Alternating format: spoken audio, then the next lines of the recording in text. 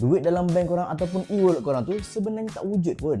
Ramai orang tak tahu pasal benda ni. Fakta yang pertama, kebanyakan duit tak wujud secara fizikal. Lebih 90% daripada duit kita hanyalah angka dalam sistem.